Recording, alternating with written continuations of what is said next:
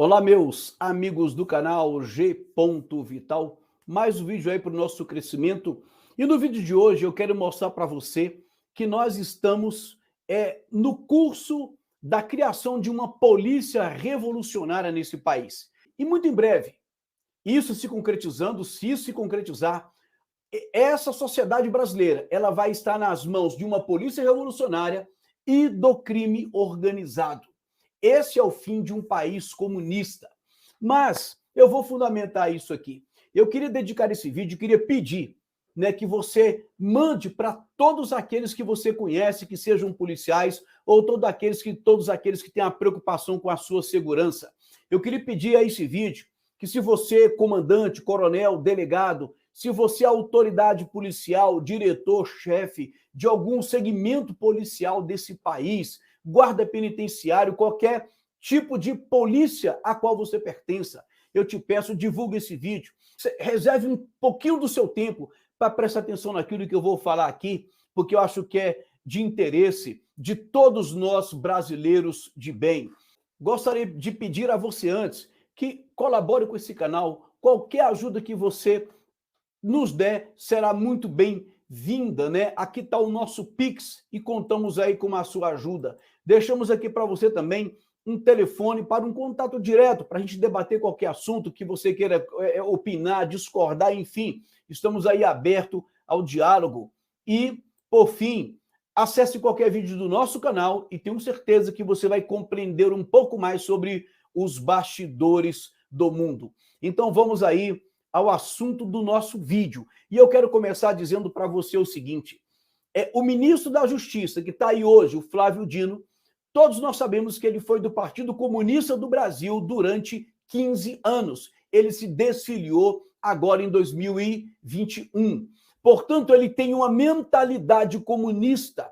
E a mentalidade comunista, ela não gosta de policiais. O que eles querem são uma polícia revolucionária, uma polícia, uma guarda revolucionária. Eu já havia dito aqui que a Força Nacional ela era um protótipo de uma futura Guarda Nacional, que é uma polícia revolucionária.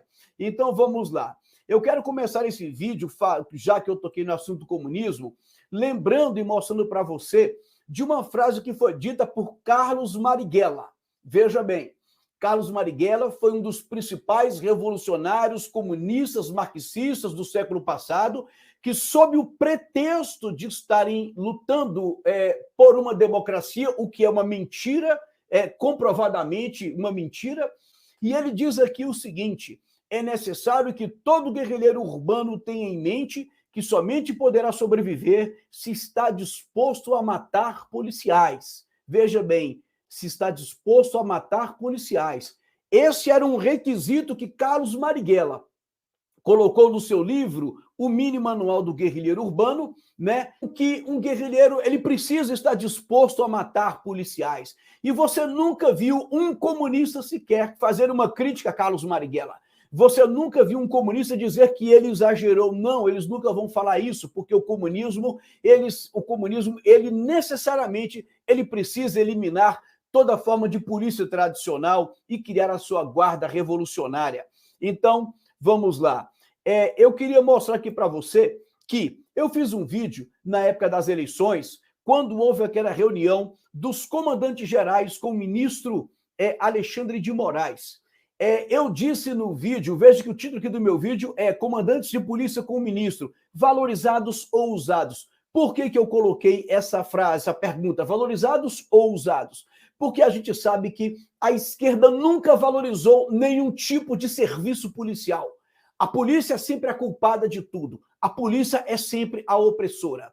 A polícia militar, ela é mais visada por ser militar e por ser aquela que está na rua combatendo o crime. Mas quando a polícia civil, ela age também e ela precisa agir de forma dura contra o crime, ela também é criticada.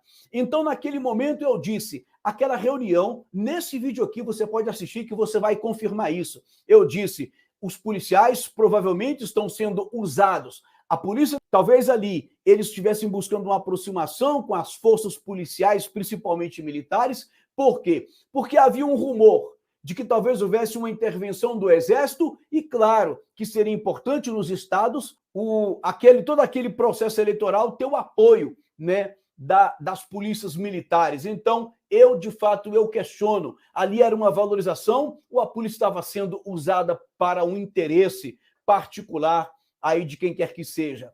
E aí, o que acontece? Logo em seguida, houve esse problema aí no dia 8, essa invasão, né, essa depredação, esse vandalismo, que foi de fato um vandalismo, mas que há ainda muitas dúvidas de quem liderou, se alguém facilitou, se teve gente do governo que facilitou, se teve inclusive militares que facilitaram, ou seja, não há nada ainda comprovado, mas há indícios de que pode ter havido muita coisa errada, inclusive da parte do governo atual.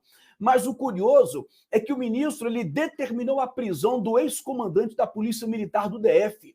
Ou seja, a situação não foi ainda investigada plenamente, ainda há muita coisa para ser esclarecida, há muitos vídeos que demonstram que já havia gente lá dentro, que havia infiltrados, que havia um grupo pequeno antes da multidão chegar, mas mesmo assim, mesmo com parlamentares falando sobre a irregularidade cometida pelas autoridades desse governo, inclusive do atual ministro da Justiça, mesmo assim, né, prenderam um comandante-geral. Esse comandante aqui, ele trabalhou no evento, ele foi ferido, ele sangrou, e ainda assim, ele foi preso de uma forma muito rápida, muito imediata, o que nós particularmente discordamos.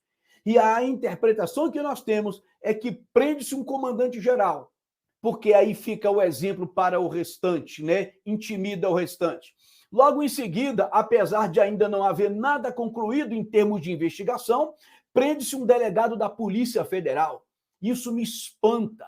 Ou seja, um comandante-geral que era comandante até poucos dias antes da prisão, um ex-comandante-geral, um delegado da Polícia Federal, são presos, mesmo não havendo nada concluído. Eu achei que foi uma prisão muito rápida, muito imediata, né? Mas, enfim, na minha opinião, é uma forma de intimidar o restante, porque alguém vai dizer, ora, se prenderam um comandante-geral, se prenderam aí um delegado da Polícia Federal, então, o que será de nós se falarmos alguma coisa? E aí, seguindo aqui, olha só, ao mesmo tempo, você vê que Moraes arquiva pedido de bolsonarista para a prisão de Dino por omissão. Ou seja, há indícios, há também filmagens, há parlamentares falando sobre uma possível omissão tanto do ministro quanto do atual presidente, e, no entanto, para o ministro, esse tipo de pedido aqui, ele não tem embasamento. Para o delegado e para o comandante militar, da Polícia Militar, foi muito rápido a prisão, foi necessária, mas para o ministro, não. É que a própria imprensa, ela diz que Moraes arquiva pedido de bolsonarista. Isso aqui, esse título bolsonarista, isso aqui é uma artimanha que foi criada lá na Revolução Francesa. E qual era a ideia lá na Revolução Francesa? Que a Revolução Francesa é o modelo de todas as revoluções e de todas as instituições revolucionárias que foram criadas a partir daquela revolução. E aí, qual era a ideia lá?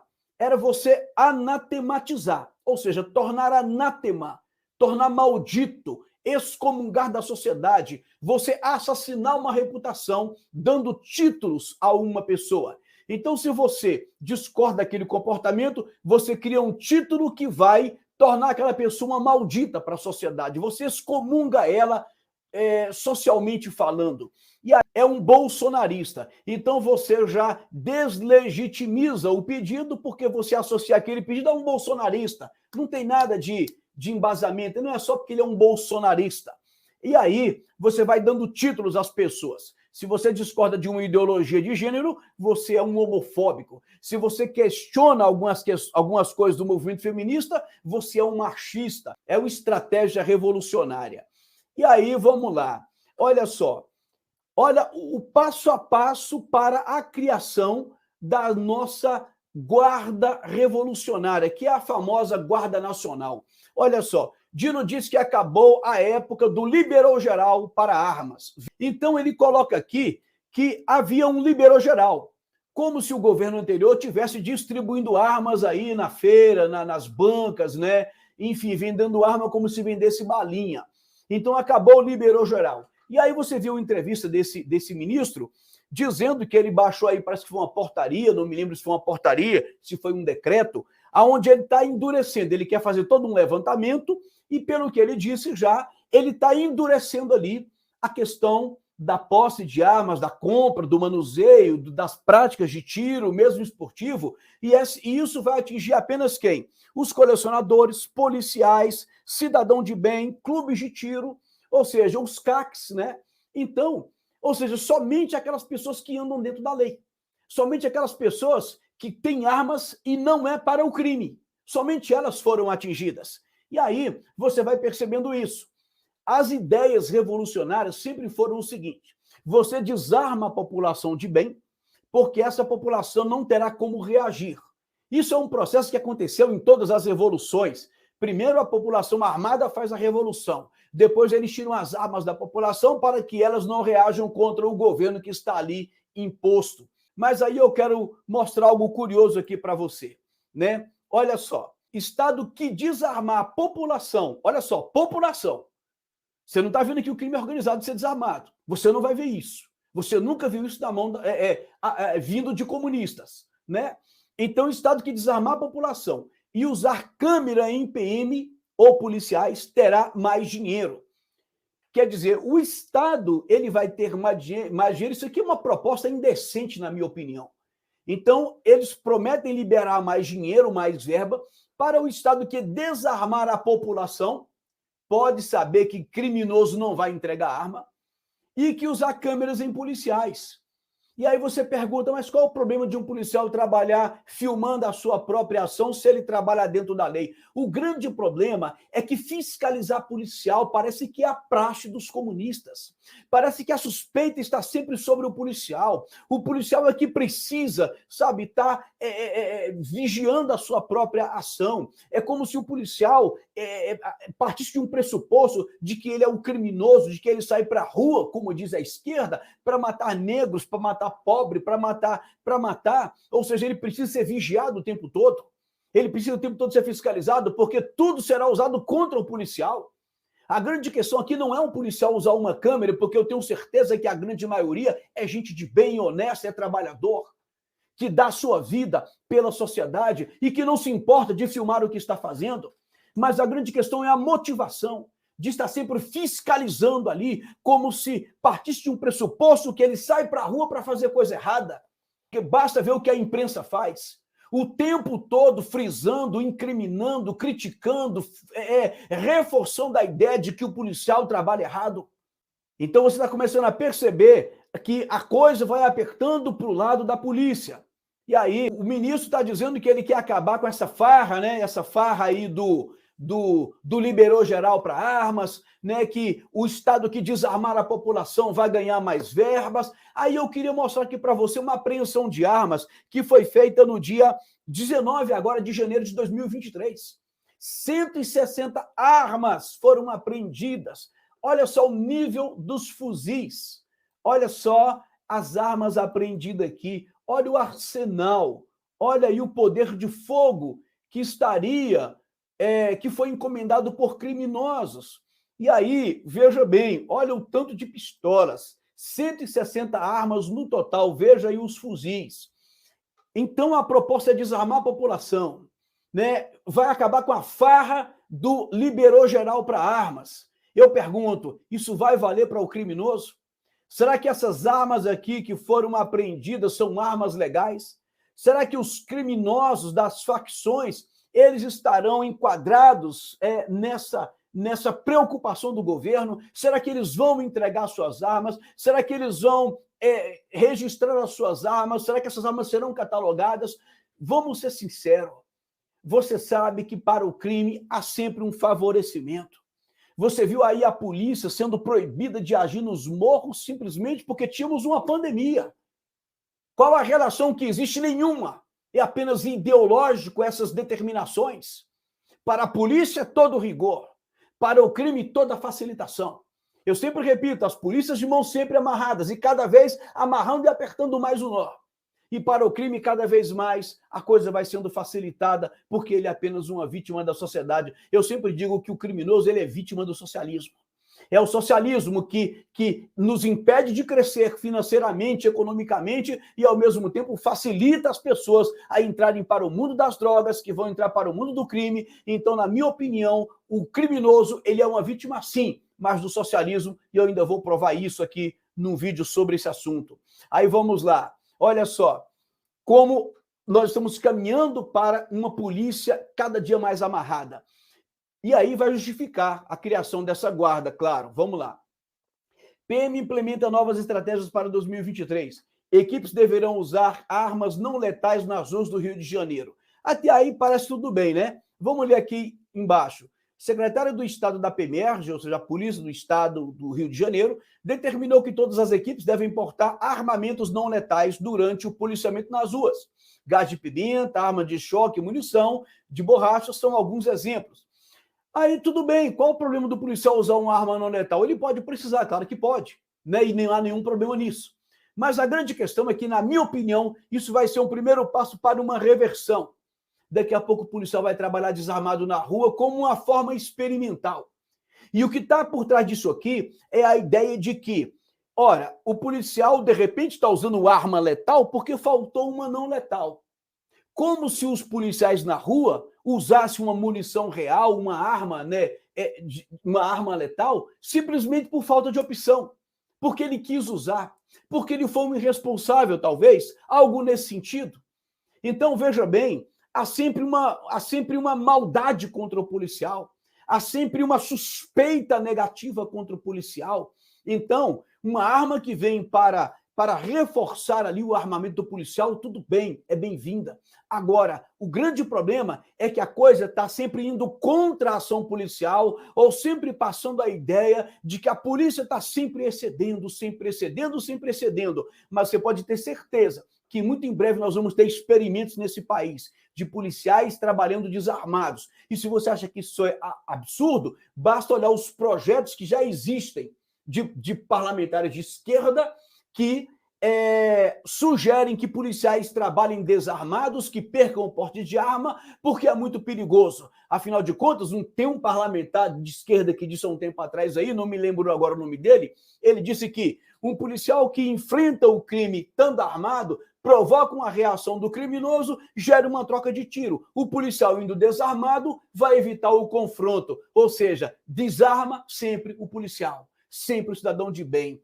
É uma canalice sem tamanho. Mas vamos seguir aqui. Olha só, olha o passo a passo.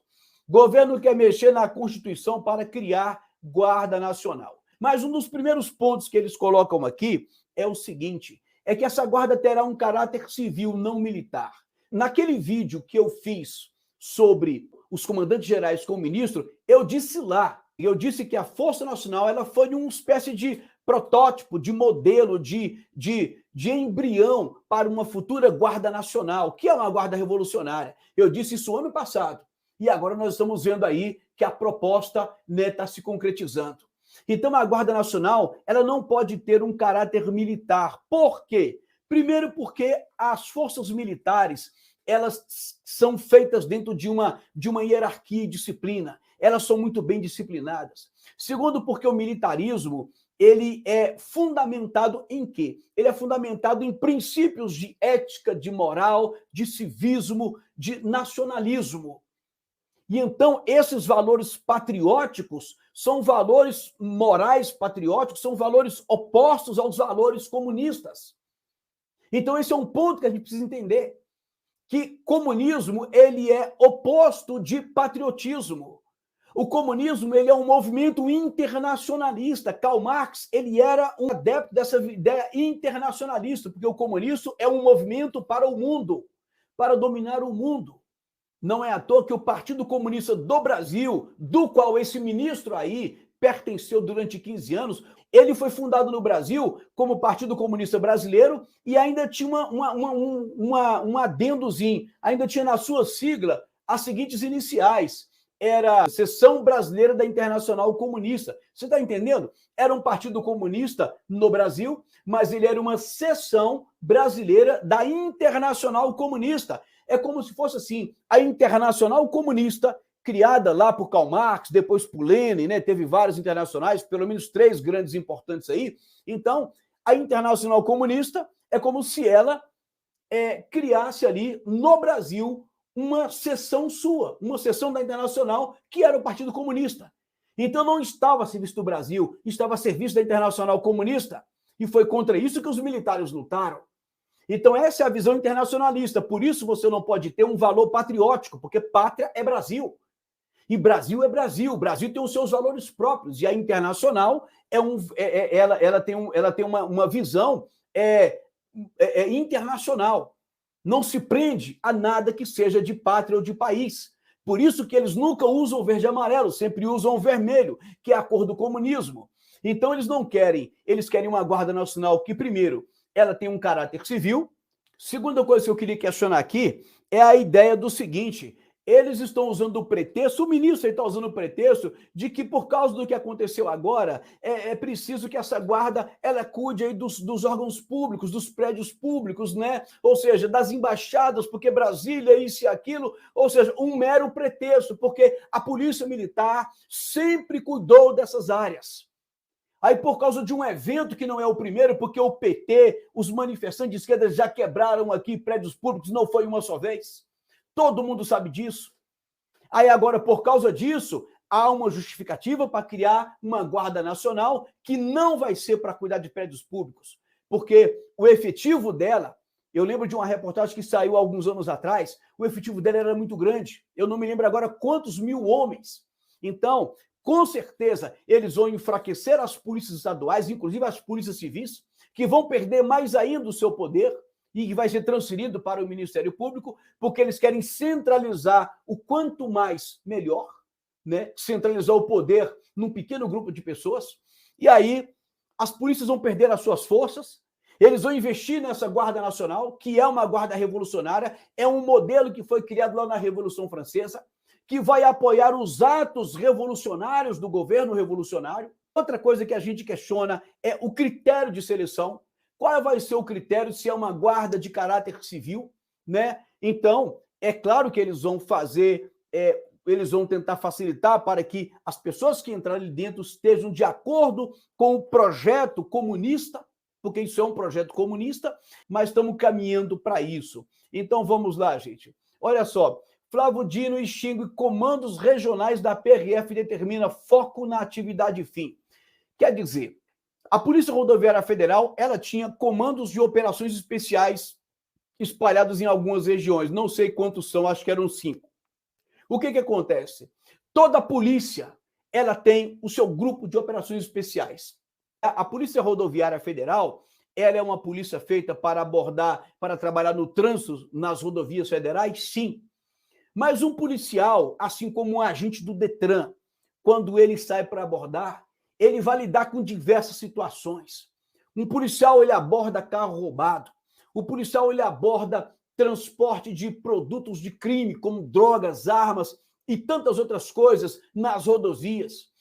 O policial, ele aborda esses mesmos veículos que transportam objetos de crime, que são escoltados por criminosos. O policial aborda carros que às vezes estão abarrotados de drogas, que estão ali escoltados por traficantes. Então, o policial ele vai lidar, sim, com o crime organizado, direto ou indiretamente. É impossível isso não acontecer. Então, é o comando da polícia, é a direção da polícia que tem que saber se precisa ou não de comandos de operações especiais. E não um ministro que não entende disso, ele não tem competência para isso. Ele pode entender de lei, de alguma coisa relacionada ao ministério, mas não para interferir diretamente na parte administrativa da polícia. Esses comandos de operações especiais, se existiam, é porque tinham importância, porque toda polícia tem a sua tropa especializada. E essa tropa, cada uma delas, é preparada para uma atividade que é necessária, porque a polícia lida com situações muito diversificadas.